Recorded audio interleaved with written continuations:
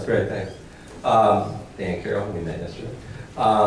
So what I'm going to try to do is, from the state perspective, I mean, I think, Paul laid out the sort of federal catalyst and standards role and some of the innovation stuff and bottom-up innovation stuff that they're doing, and then we've got great bottom-up innovators here. And from the state perspective and the work that a lot of us and others have been working on, I tend to sort of look at what are looking for acceleration mechanisms, and we've even at meetings have handed out a "We Need Mechanism" shirt that maybe Tim I can bring to the next meeting. And to me, I think of the acceleration mechanisms. They're easy to do, they're cheap, and they sort of promote growth on the trellis that you were talking about yesterday. So, and again, sort of the big mountain out there in my mind, in my governor's mind, and I think a lot of governors and leaders around the country, is there's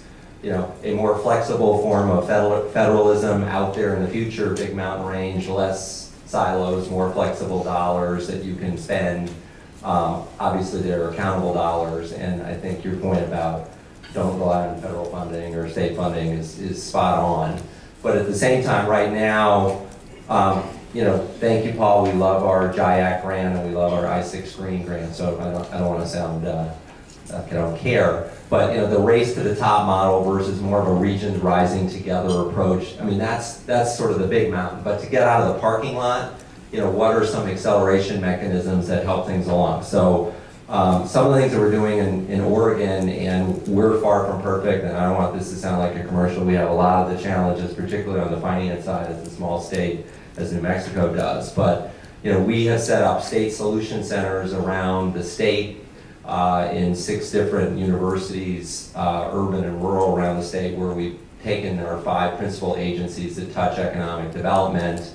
We've set up regional conveners and regional advisory councils to pull down the priorities from the community of what they want to work on around economic development or infrastructure, to identify regulatory or other barriers, and then to try to speed that up. And it's our hope that, and state people working alone is good. One-stops are good, but what we want to do over time is to invite in federal partners, the private sector, and other ways that work, given a range of things, regulatory barriers and other things like that. The other thing, and while last night, I think the other piece of the acceleration footprint that I think is interesting is the idea of community conveners in smaller towns or in communities around the state. I think we see over and over again, if the federal government, I think the federal government is great at catalyzing and setting standards. The state can sometimes play that role, but sometimes the governor and the mayor don't like each other so much, or if the county leads forward, the conversation's over. So how do we create these Switzerlands, these areas? And I think the university can play a huge role, as I said yesterday, but at the same time, for instance, in Wallowa County, far eastern Oregon, there's a nonprofit called Wallowa Resources. The OECD actually just came and visited it with the USDA, and this little nonprofit and a trusted facilitator who's won over grumpy ranchers and has helped catalyze a few small businesses has basically been a sort of a convener, accelerator out there. And how do we build that network? Dynamic people are not easily cloned, but we need to be intentional on how we get those folks out there to create that neutral space, to build those bridges, and then to bring the federal government, the state, and others in as invited guests. And it's a lot easier in many ways to work with the private sector and with state government by setting up that invited guest system, because if the state convenes, then it's a 2-year process and other things like that. So I think that's a model like that, and the whole regional acceleration network that Mark Skinner is doing, I think is totally in line with that. Another issue in terms of how do we go faster is, how do we fix or improve the federal footprint over time? And I'll just put a couple things out there just to be provocative. I mean, I do think I'm on an energy department advisory board, and it's been a long-standing cultural question within the DOE. Is this, basic R&D? or are we in the economic development and tech transfer business? And, you know, are those two separate functions, and is having DOE get more economic development money and expand its footprint?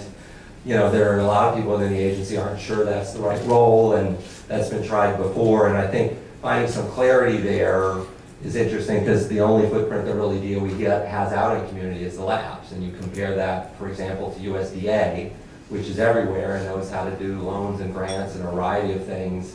USDA extension, is there US extension? I do think that as we look at a time when the federal government can agree on doing, you know, more than just showing up for a paycheck, it's a little harsh.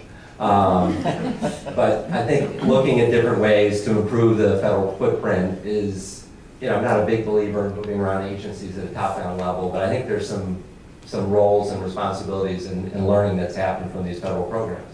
Similarly, at the local level, there are many job tables, you know, workforce investment boards and various things that have the right people around the table or a mix of people around the table, but, you know, many times there's too many of those tables and people have to be on 9 boards, etc. So I don't have a magic bullet for fixing that, but we're certainly exploring some pilots in Oregon to try to create and improve and streamline our jobs table. And I think talked a lot about finance and infrastructure yesterday. I do think the workforce system as an opportunity to make some real changes, and it comes up over and over again in terms of economic development. So we have a new workforce policy advisor that's starting next week, who I'm going to be partnering with a lot, and in terms of finding some opportunities there. And the Department of Labor has already done a number of internal reforms to actually get different people from TANF and other programs actually working together in the same office, which wasn't happening a year ago. So it's a big positive change in the Obama administration.